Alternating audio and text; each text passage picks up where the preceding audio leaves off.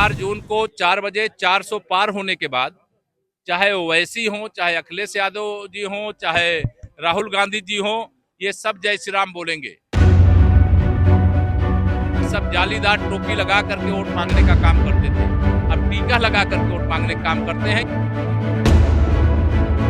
दूसरी तरफ याद रखना मेरे भाई बहनों, या वही अखिलेश यादव जी है, उन्हीं की ये पार्टी, उन्हीं का ये परिवार है। ये एक मुख्तार अंसारी नाम का माफिया बीमारी के कारण मर जाता, और उस माफिया के मरने के बाद उसकी कब्र पर फतिहा पढ़ने के लिए जाते हैं। लोकसभा चुनाव का काफिला जैसे जैसे आगे बढ़ रहा है, वैसे वैसे नेताओं की जुबान भी और ज्यादा तीखी और तेवर वाली होने लगी है। इसी कड़ी में यूपी के डिप्टी सीएम केशव प्रसाद मौर्य फिरोजाबाद अपने प्रत्याशी के लिए प्रचार करते हुए नजर आए। इस दौरान केशव प्रसाद मौर्य ने विपक्ष के एक एक नेताओं को जमकर खरी खोटी सुनाई। राहुल से लेकर अखिलेश तक उन्होंने जमकर लताड़ा। केशव प्रसाद मौर्य ने न सिर्फ विपक्ष के नेताओं पर तीखे वार किए, बल्कि अपनी सरकार में हुए कामों की भी जमकर तारीफ की। केशव प्रसाद मौर्य ने कहा कि इस बार 4 जून को 400 पार होगा। वहीं अखिलेश ओवैसी भी अब जय श्री राम का नारा लगाएंगे। तय किया कमल खिला दिया जाएगा। इस बार यूपी की 80 की 80 और देश में 400 पार का जो नारा है उसको सफल बनाने के लिए जनता पूरी तरह से तैयार है। जनता आगे आगे है, हमारे भाजपा के कार्यकर्ता पीछे पीछे हैं। 2024 में मैं कह सकता हूं 80% वोट हमारा है, 20% में बंटवारा है, बंटवारे में भी हमारा है।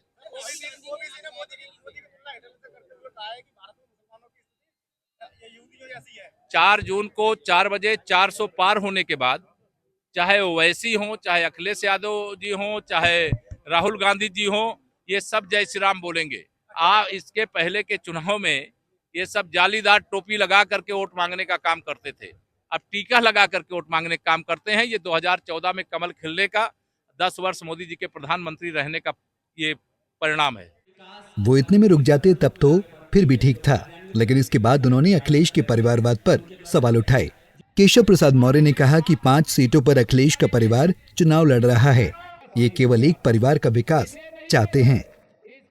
ये सैफई खानदान के लोग कहते हैं पीडीए ने पिछड़ा दलित अल्पसंख्यक, लेकिन परिवार को डेवलप करने के अलावा ये सत्ता में रहे चाहे विपक्ष में रहे कुछ भी नहीं करते।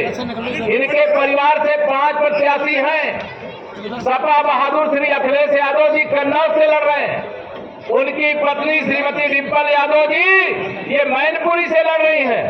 उनके भाई यहाँ अच्छे नाम है ना, क्या नाम है, उनके एक भाई यहाँ फिरोजाबाद से लड़ रहे हैं, दूसरा भाई बदायूं से लड़ रहे हैं, तीसरा भाई आजमगढ़ से लड़ रहे हैं।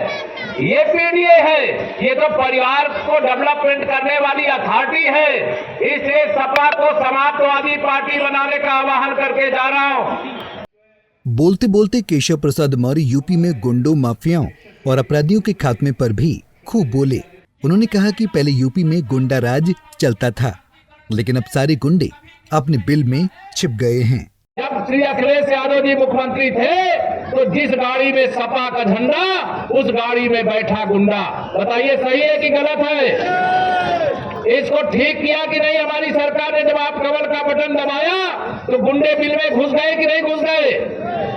कोई आपको आंख दिखाने का साहस करता है क्या? कोई आपके जमीन, मकान, दुकान को कब्जा करने का साहस करता है क्या?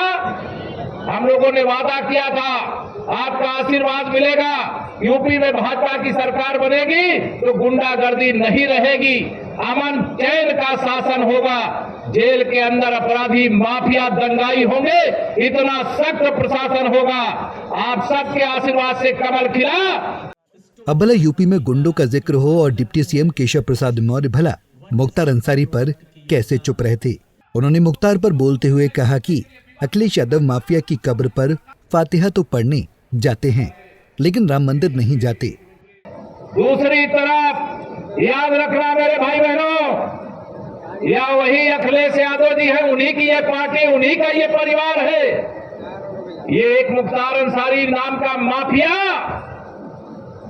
बीमारी के कारण मर जाता, और उस माफिया के मरने के बाद उसकी कब्र पर फतिहा पढ़ने के लिए जाते हैं, लेकिन रामलला के जन्म स्थान पर प्राण प्रतिष्ठा के निमंत्रण को ठुकराते हैं। जाते जाते केशव प्रसाद मौर्य अपने सरकार में हुए काम को भी गिना गए। उन्होंने कहा कि हमने वादा किया था कि कश्मीर से धारा 370 हटा देंगे, तो हटा दिया। राम मंदिर बनाएंगे, बना दिया। 2024 में जब आपका आशीर्वाद लेने के लिए तीसरी बार आएंगे तो जम्मू कश्मीर से 370 हटा करके आएंगे। बताइए 370 हटी कि नहीं हटी? माननीय नरेंद्र मोदी जी ने कहा था 2024 में जब आपका आशीर्वाद लेने आएंगे तो अयोध्या में रामलला के जन्म स्थान पर भव्य मंदिर बना करके आएंगे। बताइए बना करके आए कि नहीं आए?